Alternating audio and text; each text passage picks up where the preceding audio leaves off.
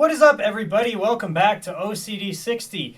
This episode is episode 3, and if you remember from the end of last week, we're covering 1976, which, if you're watching the video, you can see was quite prolific. If you're not watching the video, we have a lot of records here. Yes, we do.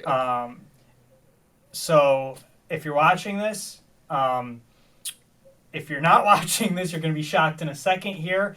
But if you're watching this, you recognize myself, Ben. And then me, Chase. And in between us, we got, introduce yourself there, buddy. My name is Billy Pouch. Yeah, so Billy plays bass in my band, ASP, and Billy is, along with our friend Justin Robinson, and Billy is very into 70s progressive rock, and we've been wanting to have a guest host on here basically from the get-go. Yeah, I was going to say that was always the plan. Yeah, we planned on making this kind of a community thing, getting a lot of guest hosts in here, and since, we're going back to the mid-70s here, I know that there's a lot of albums that Billy likes from this year, so I figured let's bring them on. Yeah, so, Billy, I'm just going to ask you right out the gate, because I asked Ben last week, what's your favorite album of the year? What do we got? My favorite album of the year is, well, first of all, I'd like to thank both of you guys for having me on here. I'm honored to be the first guest, and I'm glad that somebody's actually willing to let me listen, is actually willing to listen to me talk about progressive rock. I mean, hey, we agreed to record the podcast. I can't guarantee anyone's actually listening, but All right. No, So I'm just goes. screwing with you. We're just messing with you. I'm just screwing with you. But yeah, no, favorite album, what you got? My favorite album of 1976 is on my t-shirt and is actually represented by 2 copies to my right in front of me, and that is Moon Madness by the English progressive rock band Camel. And So, what's the story between the 2 different covers then? So the cover on the right, if you're watching the video, is the album's actual cover. That was the original cover released in Europe in the 70s, but for contractual reasons, I believe, Camel had a couple of their album covers changed for the American market, both this one and the album released 2 albums before this one, Mirage. Both had very different covers than their European counterparts. if any of you out there listening are familiar with Camel and progressive rock, and you know the reissue, the American version of the Mirage cover art, it's quite something. It's a camel dragon with lasers on its back. Yeah, I think it's some sort of Tarkus ripoff. It looks very similar to Emerson, Lake and Palmer's Tarkus album cover. I don't know if that was intentional or not, but I'm not the biggest fan of it, and I know neither is Ben. I've actually never heard of Camel, so this is all new to me. They're personally one of my favorite bands from the English progressive rock scene. I think they're very underrated in my opinion. Andrew Latimer is a wonderful guitar player. He is a very Gilmour-esque player. Mm-hmm. If you're a fan of Pink Floyd, he's a very emotional, tone-based, blues-based player. He was also he also played the flute on a lot of their records as well. Huh. So he was a very talented instrumentalist. They also had a keyboardist, a bassist, and a drummer, the typical progressive rock Right. outfit. And their keyboardist, Peter Bardens, actually started out his career in Van Morrison's band, Them. Gotcha. Yeah. Huh. Yeah. A lot of history there. Yeah. Ben, how about you? Right there in the middle, 2112 by Rush, of course. Also, I'm sure that's a pretty common answer, but God, do I love that album. If you're watching it, you can see that it looks a little different from the cover that you're probably used to, and it looks a little different from all the records. That's because it's the 40th anniversary remaster Super Deluxe Edition box set. So it came with a double vinyl with the original record by Rush. Okay. Which the first side is all the song 2112. And then the other side has actually my favorite song on the record, Passage to Bangkok, but also Twilight Zone, Something from Nothing, and I think there's one other song on that side. Anyway, so that's the first disc, so it's a double vinyl, and then the second disc, actually, sides 3 and 4 are covers of the songs. Alice in Chains actually does a cover. I don't remember which song they do a cover of, but Rush has been doing that with all of their remasters, their 40th anniversary remasters. It's a double vinyl, and then the second disc is covers of all the songs on the record. Huh. That's actually super cool. Yeah. I like that idea. And then it has CDs, it has posters. It has actually the original sketch of the Starman, Rush's logo, which is the dude looking at the star in the circle. Right. I hung that up in my bedroom. There's a replica tour program. Really cool. I love box sets. Huh. So Chase, what about you? If I'm not mistaken, I believe it is the Boston album that is on the table. Yep. Because that is that's a self-title? Yes, Boston is right there. Yep. Behind Technical Ecstasy, right next to Alan Parsons. Gotcha. Yeah, no. I mean, just growing up, I remember hearing that album so much. I mean, and that's like the be-all, say-all for Boston overall. Oh, yeah. And if I'm not mistaken, what's-his-face, he didn't have a band when he wrote that. I think, right? That was the first album. I think it was just him. He did everything and then got the band after the album was done. I'm not very He familiar with recorded Boston, but most of it in his basement. I was going to say, I think Okay. it was all done in his basement. I almost want to say a lot of it was done by him before he got a band, but I Okay. could be mistaken on that. Yeah. But I thought that's the story I recall about it, and so that also adds another level of appreciation for that album. Because, yeah, if that entire album was written, recorded, everything by one person, Yeah. and it came out as good as it did, that's a masterpiece that's obviously stood the stand of time. A lot of these records on the table. So, funny story about that album. My first exposure to Boston, and obviously that record, because that's the Boston record. Right. God, I was probably like 8 years old.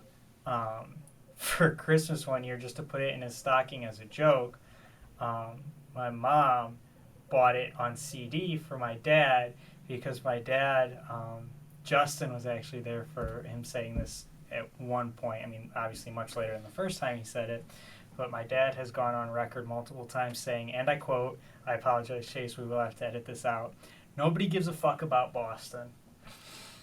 All right. So, yeah, that was my introduction to Boston. No hate on Boston on my end. I think they're pretty good. Yeah. Not one of my favorites. I'm more into 80s than 70s radio rock. But Sure. they have some pretty good songs on that record. Yeah, definitely.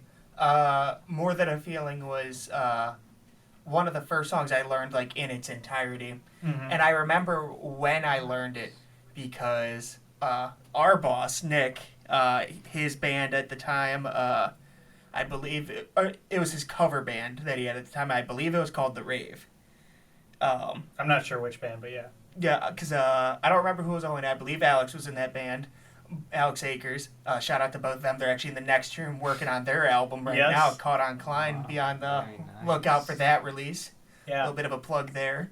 But they opened for Boston at the Hammond Festival of the Lakes a few years back, and that I was just more glad I got to see them live because Yeah.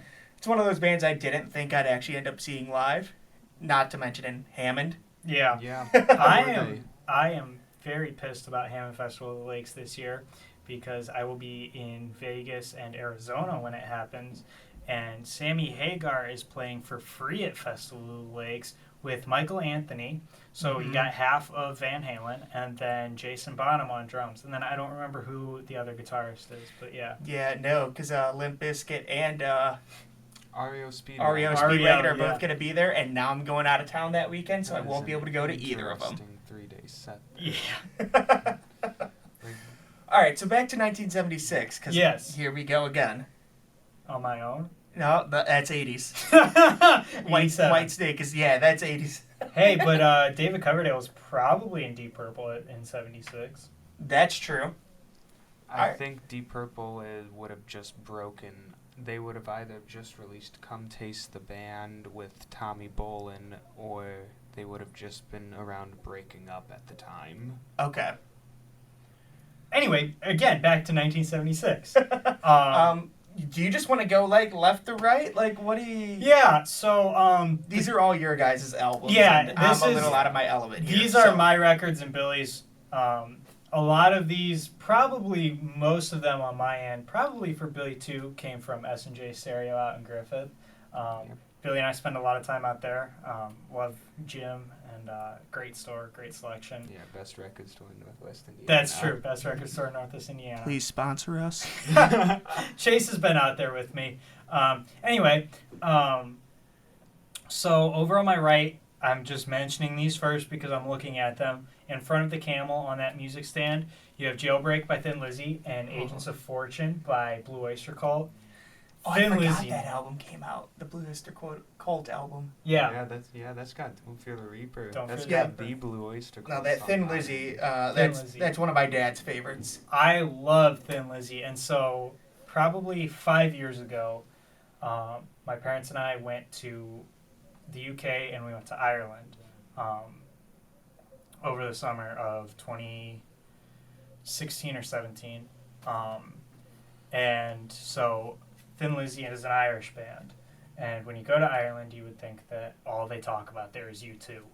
But we were there, and anytime I walked into a music store, even I think the taxi driver was talking to me about them, you know, they would see me, I was, you know, wearing band shirts and stuff, and they'd be like, oh, what kind of music are you into? And I'd be like, oh, well, you know, I mostly listen to heavy metal. And instantly, oh, do you know Thin Lizzy? I'd be like, yeah, I love Thin Lizzy. And they'd be like, oh, yeah, Thin Lizzy's awesome. I'd be like, do you guys not think Americans know who Thin Lizzy is? Thin Lizzy's great. Huge. I was going to say, they're huge around here. Like, Yeah, that's funny. The Boys Are Back in Town is one of my mom's favorite songs of all time. So Yep. great. It's also one of Jailbreak my is mom's awesome. favorite songs as well. Yeah, Yeah, no, that They is... never really released a bad record. that's No, true. that's fact. I don't think I've heard a bad Thin Lizzy record. Phil Lynott was amazingly talented. Rest in peace. I actually also, when we were in Ireland, went to this rock and roll museum, and the top floor they had a bunch of his guitars, and they had an analog console. There's only 2 left in the world. The one that Phil Lynott used to record on, which is in this museum, and then the one, if you've ever seen the documentary Sound City with Dave Grohl, Dave Grohl bought one and restored it, and Really? those are the only 2 still in existence. Huh. Yep. Wow. That's crazy. And then I know up here we have 2 records that Phil Collins played on, Trick of the Tail by Genesis, and I don't remember the name of the record. Billy will remember, but it's a Brand X album. You want to go ahead and talk about those, Billy? Yeah, well, to our left is Genesis's 1976 release, Trick of the Tail. They actually released 2 records in 1976. They also released Wind and Wuthering. I brought Trick of the Tail because that is the one that I preferred of the 2, although I still think Wind and Wuthering is a very good record. That was their first record without their extremely popular and charismatic frontman Peter Gabriel, who, as we all know, would go on to have a hugely successful solo career. Oh, yeah. Yeah, Oh, that's yeah. an understatement. Absolutely. But Genesis itself hasn't done too bad since, and this album is a stunning testament to that, because a lot of people apparently, granted I'm speaking because I was born in 2000, so I can't say I truly know this, but from what I have heard, a lot of people thought that Genesis was over after Peter Gabriel left. He was kind of the front man that was really holding down all of the instrumental acrobatics and all of the complex suites and all of these incredible I really don't know how to, pieces. You don't even want to call them songs, you want to call them pieces. And here's Peter Gabriel leading the way and rocketing Genesis to superstardom and bringing progressive rock to the charts. He gets tired of it. He leaves. And a lot of people thought that Genesis was going to implode. They were auditioning new vocalists like crazy before they decided to go with the simpler answer and search within the band. And lo and behold, they found the voice of Phil Collins.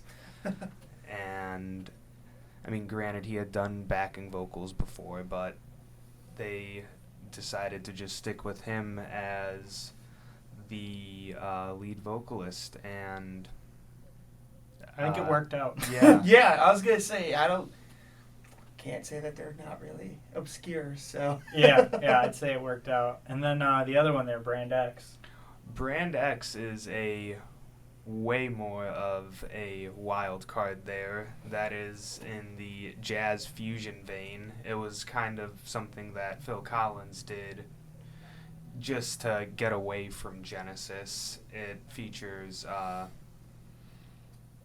Percy Jones on fretless bass, who I, as a bass player, have always been amazed by his playing. He was an early pioneer of the wall fretless bass, which is a beautiful sound unlike any other bass I've ever heard. And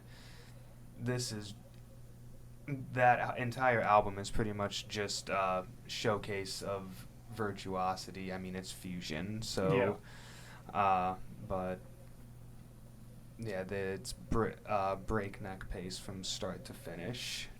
Another wild card on this table is right in front of me here, Tales of Mystery and Imagination by Alan Parsons Project.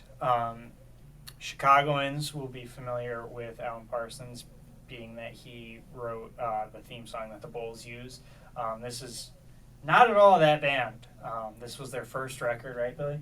Yes, yeah, this was, I want to say 5 or 6 years before the album that featured Sirius, the Bulls theme song. Yeah, this one is all a bunch of songs based on or narrations of Edgar Allan Poe poems and short stories. And so it has the first recorded use of a vocoder, vocal synthesizer, for those of you who don't know. That's on The Raven, which is my personal favorite track on the song, track on the album. Really, really good song. High energy, actually. And it also features Arthur Brown on the first track. The third track. Third He track. does vocals on their version of The Telltale Heart. And Arthur Brown's Crazy World. Yes. The song Fire. Also known for his band started the careers of Vincent Crane, who would go on to form Atomic Rooster, and Carl Palmer, who would later go on to join Atomic Rooster and Emerson, Lake and Palmer. Arthur Brown was actually very influential on the shock rock subgenre, very influential to Alice Cooper. A lot of makeup, dramatic. Right. He had I think he had a flaming headband that he would walk around on stage with. Yeah. Huh. Really interesting guy. Yeah. Oh, let's see here. I know you got the Tom Petty record up there. Yep. The Heartbreakers, self-titled. Yep. I love Tom Petty. I've never absolutely. heard a Tom Petty song that I don't like. Right. I was gonna say that is, and oddly enough, one of my favorite performances by him was actually not even of one of his songs. It was one of the award shows, and it was with, is it the Rock and Roll Hall of Fame where him, Prince, and Steve Winwood did "While My Guitar Gently Weeps"? absolutely. Yeah. I mean, not because it is a Beatles song, but like whatever. Prince murdered that song. That was so good. Rest in peace Yeah. to both Prince and Tom Petty. Yeah, I mean, Yeah. Prince, and if you watch this video, you will understand why. Yeah, go and check that out because Go and check it out. He destroys that song, wipes the floor with it. Yeah, on a telly. On a telly, yeah. On a telly of all things. But Eric Clapton was once asked, how does it feel to be the greatest guitar player in the world? To which he responded, I don't know, ask Prince. And That's fair. yeah, go check out that video and you'll definitely understand why he said that. You know, speaking of Clapton, the channel Music is Win. If you saw that video recently where he got to play like Clapton's like main guitar before it went up for auction. The Strat on the cover of Slow Hand. Yep, that thing, and it blew my mind that he's like, yeah, the last person to play those strings was Clapton, Yeah. and he's just like, and you're letting me play it, Yeah. like really? Yeah. No, that video is phenomenal. Also, if he wants to like, you know, show up or Yeah. tune in for one of these, that would be get a guest awesome, feature. Tyler. Also, in front of me, I guess we'll just knock out everything that's in front of me. Technical Ecstasy by Black Sabbath. Oh yeah. The first one that people consider not really like That good. amazing. It's still a decent Yeah. record. Absolutely. It's still Tony Iommi, Geezer Butler. I don't remember if Bill Ward was on it, and Ozzy. So Yeah. you can't really miss there, but it's just It's not a classic. it's like, not no, as good as the yeah. 6 records that came before it. Right, You know, right. Yeah. Yeah, and then also. Wait, I'm sorry, that was their 7th album? Oh yeah, because think about it. You got Self-Titled, Right. you got Paranoid, you got Masters of Reality, you got Sabbath Bloody Sabbath, you got Volume 4, and you got Sabotage. Yeah, no, I And- guess you're right. Wow. And Yeah, then they and- did this one, and then Never Never Say Say Die, Die. and then Ozzy left, and they got Ronnie James Dio from Rainbow. Right. Rainbow released a record in '76. Did they? Which Rainbow one was it? Rising, the Yes, first one. they did. Oh, yeah. Yeah. Oh, I have that one. I should have brought that. I forgot about that one. That's a great Oh, record. so I guess Deep Purple would have broken up. No, because Ronnie James Richie Dio. Blackmore was still in Deep Purple while they were. He recorded his debut album while they were in Okay. Deep Purple still. Right. Yeah, because he came into Sabbath in what year? Dio came into Sabbath 80. in 79 or 80. Right, no, but Richie Blackmore, when did he come in? He never. Or no, not Richie Blackmore. They got another singer after Dio. Who was it? Ian Gillian. That's also Gillian from from Deep Deep Purple. Purple. That's was what I'm That was thinking of. 83, the Okay. Born Again record. That's what I'm Also thinking another of. one that people don't consider great, but again, It's I've there. seen some people defending it, and People I don't defend think. it. I fans like it, critics don't. The funny thing about that record is, if you've seen the movie This Is Spinal Tap, they have a song called Stonehenge, and they have a mishap where on their napkin they write 18 inches for the Stonehenge sculpture when they Yeah. meant 18 feet. And so they have midgets dancing around the sculpture, knocking it over. And so they're talking about how, like, it's kind of not really doing what it doesn't really have the impact that it's supposed to. Right. Anyway, Born Again has a song. This was 2 years after This Is Spinal Tap. Born Again has a song called Stonehenge on it, and they had a similar mishap, but I think that their Stonehenge structure was too big, actually. Okay. So kind of the opposite. But yeah, Nice. and the funny thing about that is Ozzy apparently thought that Spinal Tap was a documentary when he first watched it. Huh. Yeah. All right. What else we got up here? In the middle here we have Left Overture and Hotel California. 2 absolute American classics. Oh yeah. I don't really like the Eagles, but I have to admit Hotel California is an amazing, amazing record. Well, yeah. I mean, I don't really think there's anyone. I don't think I've met anybody that doesn't like at least that song. Like, Yeah. I mean, that's not the whole album. I But, think like- Life in the Fast Lane is my personal. Same here. Yeah. I've always liked that song. And it's weird because I do think I'd rather listen to that over Hotel California. I've heard Hotel California so many times that I'd rather listen to the other songs on the record. Yeah, no, I but Life in agree the with Fast that. Lane I think is my favorite song off that record for sure. Yeah. And then Left Overture. I'll let Billy take No. this one. No, I'm a very big Kansas fan. I think Kansas's first 4 records stand up to any progressive rock catalog, and the Leftoverture being their fourth album. It contains the song that everybody knows, Carry On Wayward Son, which is still an absolute classic, and I think that entire album is great. From song to song, you've got What's on My Mind, you've got The Wall on there, and Magnum Opus just hits all the way through. It's a band that is actually flourishing now again. They've kind of received a new shot in the arm. They released a new record, and it actually charted in Somewhere a in couple Europe. places. Yeah, and I actually think it may have charted in. I'm not sure if it was the main charts or at least the rock charts in here over in America.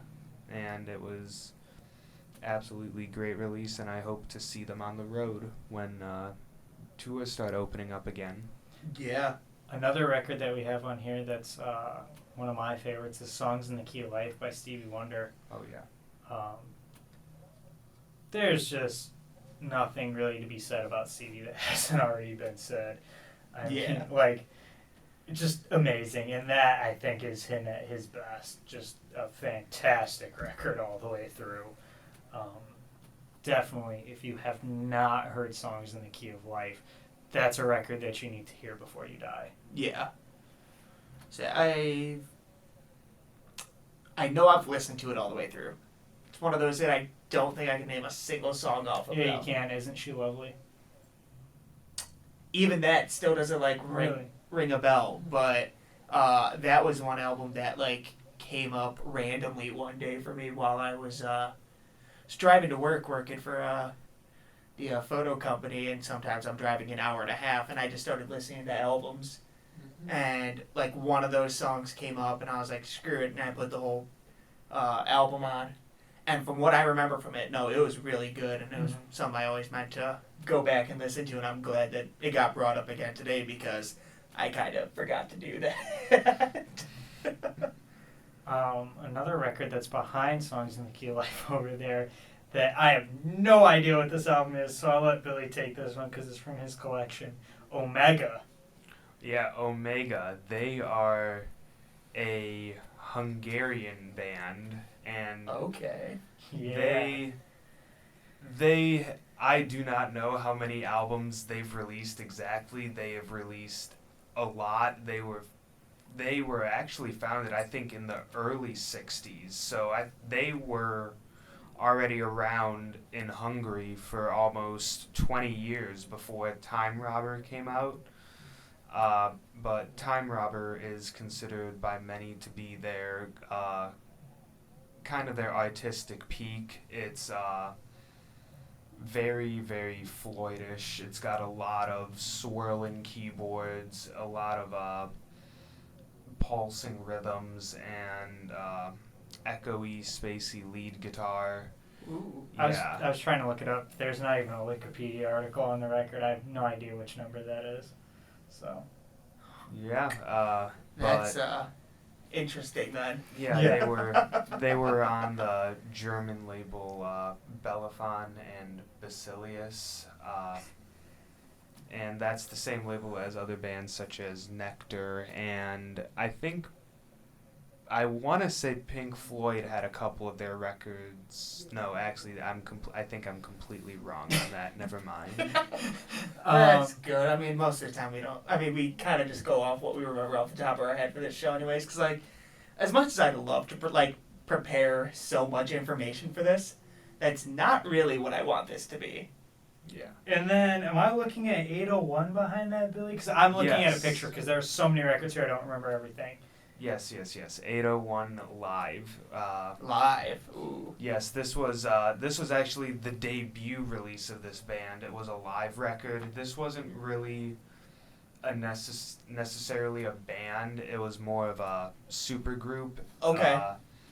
Its main, I guess you could say front man, kind of the creative force behind it, was Phil Manzanera, the guitarist for Roxy Music. And this also featured Brian Eno, who one of the most revolutionary figures in music, and you could argue pop culture even. And it's them, slide guitarist named Lloyd Watson, and Simon Phillips, session man, member of Toto, and just about any other band under the sun, played drums on it, as well as Bill McCormick on bass. Weird art rock, prog rock, hybrid, and they cover a couple of Brian Eno songs. They cover a couple of Phil Manzanera songs, such as Diamond Head. They cover a Beatles song, Tomorrow Never Knows, the potentially the best Beatles cover I've ever heard. And I don't know, man. That Prince, Tom Petty, and Steve Winwood one's Yeah. pretty good. I'm just No, that's... continue, Billy. I'm joking. They also covered the Kinks' "You Really Got Me." Okay. And it's a real mashup of songs there. They kind of, because it was a live album. They kind of just got together, jammed, and recorded, I'm pretty sure. And Right. I think they did release one studio record eventually, but that's the one right there. Gotcha. I was looking at the picture again. Bill, 2 more records I don't know about that I'm going to let you handle. These 2 French Quebec records. What are those? What? Yeah. What did you pull up with today? My God. Welcome to a deep dive into Billy's collection. Yeah, these are definitely two This of is the... supposed to be 76, but I feel like we hit a real heavy prog on here, because there's a couple albums I need to make sure we get in here that are... Oh yeah. Because I know we've hit the prog a lot. These are like the last 2 prog records, and then that couch is a lot of pop records. Gotcha. I'm not upset by it by any means, because yeah. I'm going to end up listening to a lot of this stuff that I've never heard before.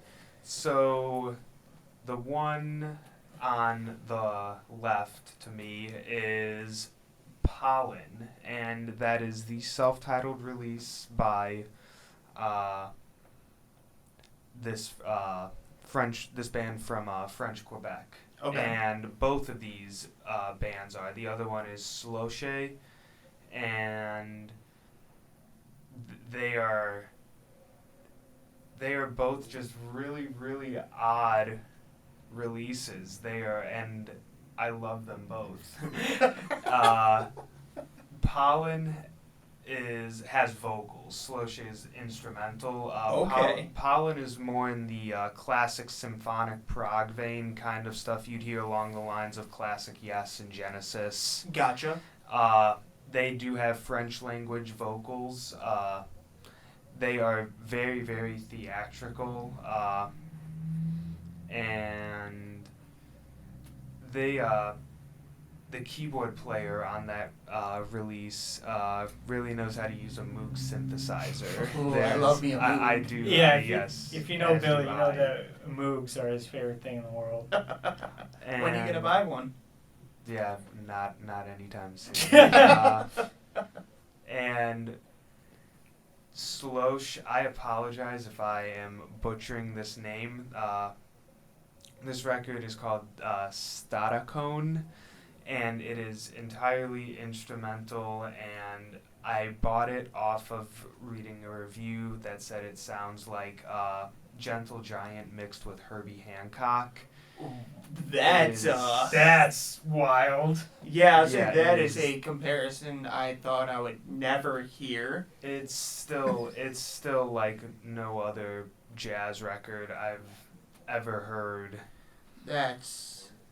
They featured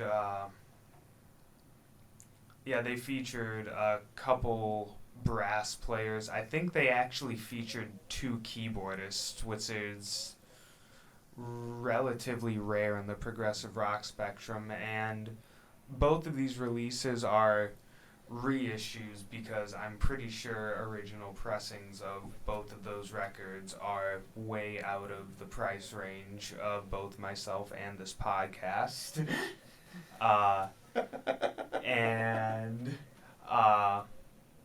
they are done by this really, really great small label in Quebec called Return to Analog. And what they've been doing is they've been reissuing a lot of lost music from this weird French Quebec jazz and prog scene in the 70s, because yes, it did exist. And in a somewhat gratuitous amount, actually, they've reissued a lot of really interesting releases. And they do them in pretty small batches. Both of those are limited copies of 500, and Wow. yeah, so they're a very interesting label, and they're worth checking out for some unique music. Departing from what we have present here, Destroyer by Kiss came out in '76. Did it? Yes, as well as Rock and Roll. I was gonna say I know Rock and Roll Over did. I didn't realize They they had both two did. that year. They Okay, both did. I'm not a huge Kiss fan, but No. both of those records are pretty solid. absolutely. They defined a generation for a good amount of people. So Yeah. Oh yeah. everybody Yeah, absolutely. did something right. A Day at the Races came out. Yeah. Queen. That I really started to appreciate Queen a few years ago when I did before the movie Bohemian Rhapsody came out, because I know that's when a lot of people, especially like our year, they started to listen to Queen. Like obviously they heard like We Will Rock You and We Are the Champions and stuff like that. But then they got to see the full Freddie Mercury story to what they decided to tell. I know there's some inaccuracies in More there. accurate than the Motley Crue movie, though. Right, Or Lords of Chaos. right. Both are which extremely entertaining and fascinating movies. Absolutely. Just factually incorrect. Right. I mean, they all. If they, Yeah. Yeah. unfortunately, a lot of them wouldn't be as entertaining if they stuck Yeah. right to the story. Same with the Doors movie, and the Doors movie happened probably 30 years ago at this point, I think. Yeah. Oliver Stone more told the story he wanted to tell, but it makes for a great movie. So. Yeah. No, but I got brought on to play guitar for one of the. I believe it may have been one of the first high school versions of the play We Will Rock You, written by Brian May.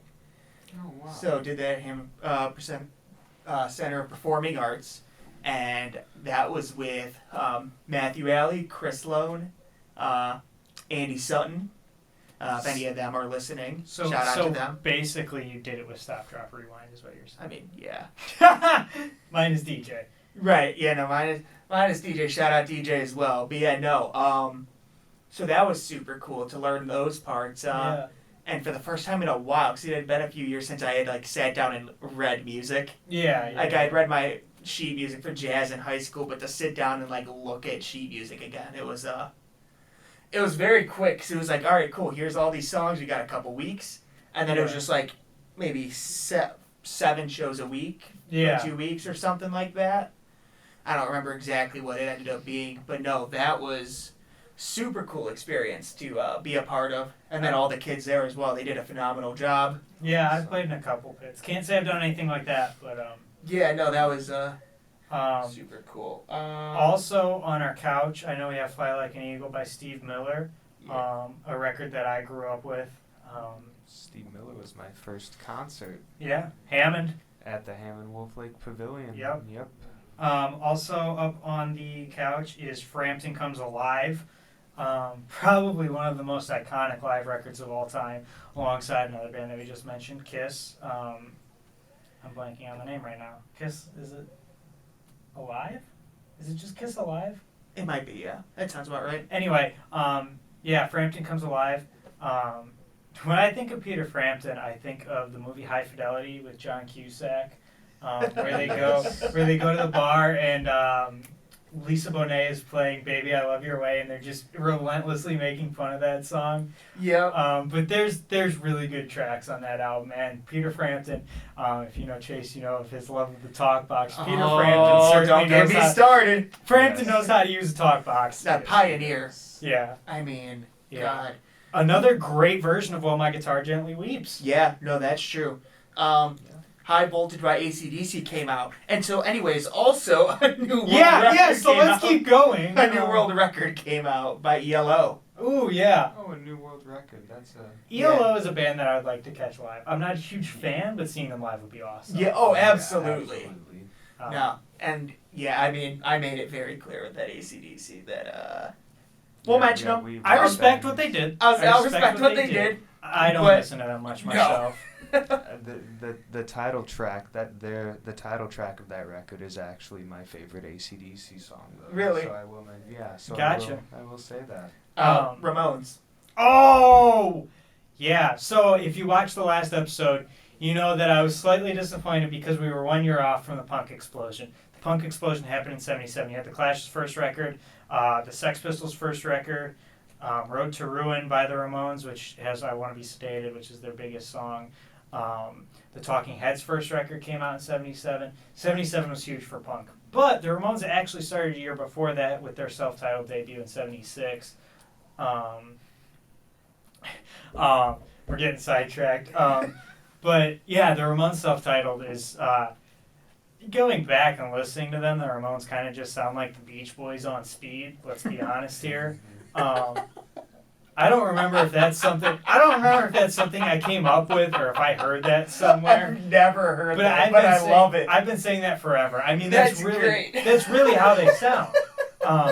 Very basic. But you can see why, because they were just a bunch of dirty street kids from New York playing rock and roll, and they were not apologizing for who they were. I mean, there's a song on the Ramones' debut called "Now I Want to Sniff Some Glue." Yeah. Like they just did not give a shit. They were willing to be themselves, and that kind of was the punk ethos, and so they kind of started that. No, that's fair. What Chase is showing us on his phone over there is Night Moves by Bob Seger. Ooh.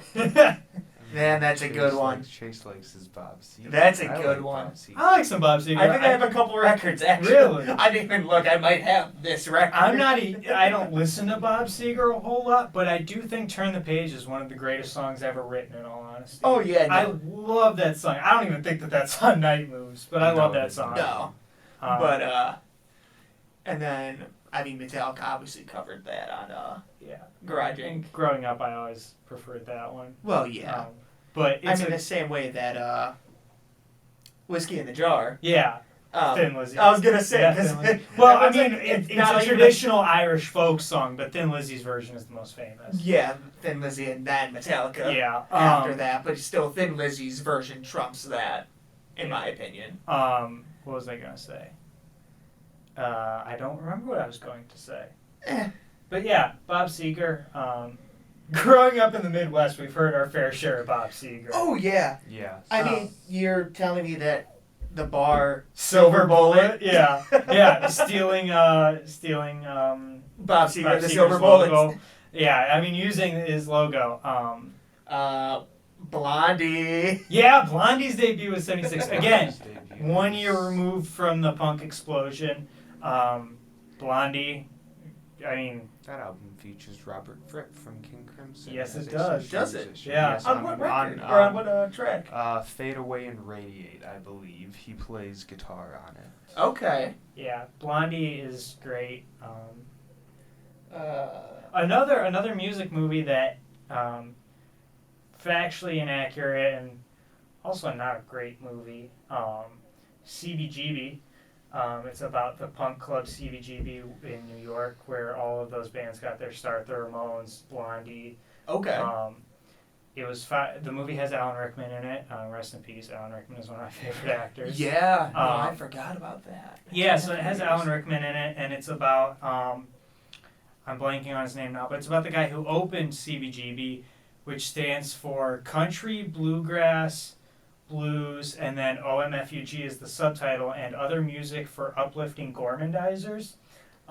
Yeah, it's a really long title. He hated punk rock. I need to watch the movie again because I don't even remember how punk rock got started there. But he wanted it to be a country club. But then all of these punk bands started playing there and it became a scene. He didn't even like the music. He thought that the Ramones were just a bunch of dirty street kids.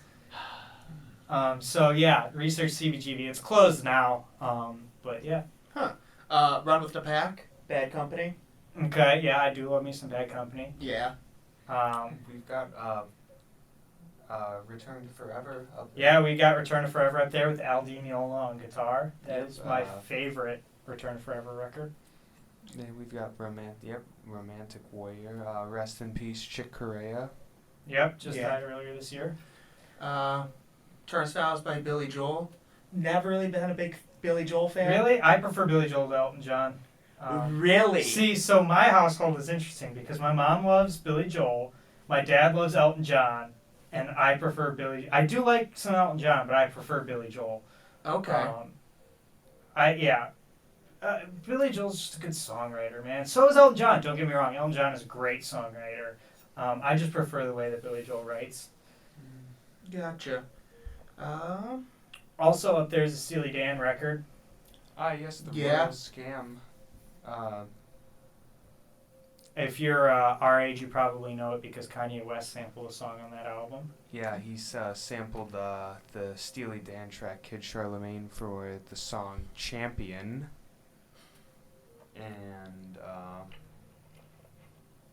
Yeah. Steely Dan is can't really go wrong with them. Just about. See, so Steely Dan is a band that prog heads always raved about, and we hang out around record stores, so we meet a lot of people who were growing up listening to progressive rock and hard rock in the 70s. They always talked about Steely Dan. And I never got it. I always, honestly, for a very long time, dismissed Steely Dan as being kind of like a yacht rock, soft rock kind of band. Mm-hmm. And then, actually, I sat down with my current guitar teacher, Joe Villani, and he wanted to look at, this was actually recently, he wanted to look at Reelin' in the Years, which is the most famous Steely Dan song, obviously. Yeah. That song has some insane guitar parts in it. Yeah. And really cool chord changes. So now I get why prog fans rave about Steely Dan, in all honesty, because they Yeah. are insanely talented. No, absolutely. Also known for their studio perfectionism, like Yes. Oh, yeah. 70 takes for a 30-second intro. Yeah.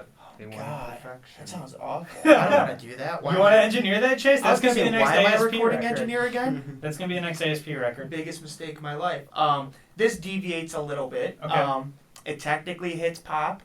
At least that's what Wikipedia defines them as. Swedish pop group. Oh, are you talking about ABBA? Oh yeah, Arrival. Yeah. Okay. Dancing Queen. See, Yeah. I've never really listened to ABBA, No. but Every single ABBA's song a is catchy. huge guilty pleasure Every for me. single if you song is listen catchy. to interviews with any European metal band, they love ABBA, dude. Dude, The I- Swedes Catchy. love They love ABBA. If you watch an interview with Michael Ackerfeld from Opeth, he loves ABBA. There's an interview with one of the Nameless Ghouls from Ghost, raves about ABBA. They actually covered an ABBA song. Ghost covered I'm a Marionette. Swedish people love ABBA, dude. Like, It's I mean, they're from Sweden, so Well, it makes yeah. sense, but like, no. And it's funny because they've always been a guilty pleasure of mine. And then, actually, one of the funniest iterations of their music I've ever heard was. I know you've seen it. I don't remember if you ever watched the show Community. oh yeah, yeah. The Halloween episode. It's the backing track to a zombie outbreak in the community college, and Yeah, it shouldn't work. but it does. Oh, and it works so well.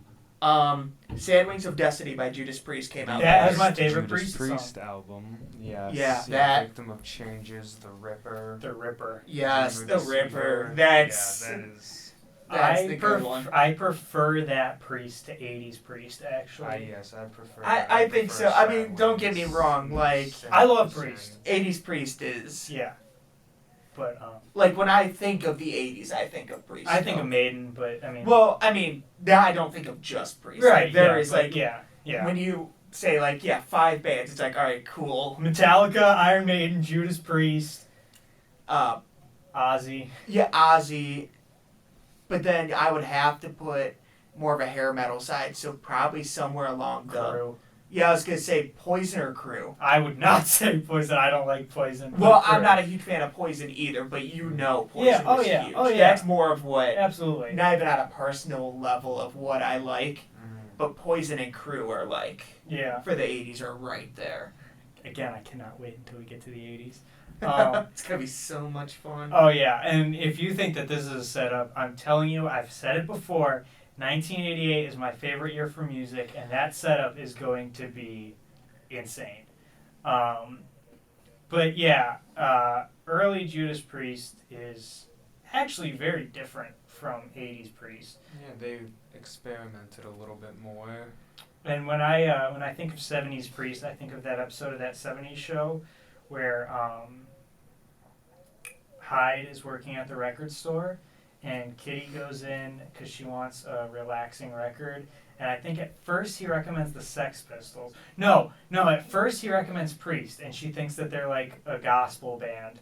And then she comes back, she's like, what is this? This is noise. And then he gives her Sex Pistols, right? Yeah. So, yeah, and that would have been probably Sad Wings, because the Sex Pistols' first album came out in 1977. Yeah, And because that that's show their took only place album. between, I think it was 76 and 70, the end of 79, I think. Yeah. I think it was a 4-year Yeah. Okay. expansion, because I think it was throughout the last 2 years of high school and then 2 years out, Yes. if I remember correctly. Yeah, because, Yeah, honestly, Eric is gone for 1 season, so it might just be 1 year out of high school. That's true. Well, no, because he did a year of blowing off. That's true, and Kelso was out for 2 seasons. Yeah. So then, yeah, it would be junior and senior year and freshman and sophomore year. Yeah. Freshman and sophomore year for No. those that went to college. No, actually, I was thinking about wrapping this up, but we didn't talk about that show at all. Like, that was... That had a lot of fucking references. So when Alice Cooper was in it. Alice Cooper was in it. Ted Nugent was in it. So when I hung out, before I started hanging out with Billy and Justin, whenever I would hang out with my friends, and it would always be like 5 of us at my house. Like, it was never less than like 4 or 5 people. And it was every weekend. You know, every Saturday we were hanging out in my basement. That 70s show was just always on. And we always watched it. It's not like it was just on in the background. We were just sitting on a couch watching that 70s show.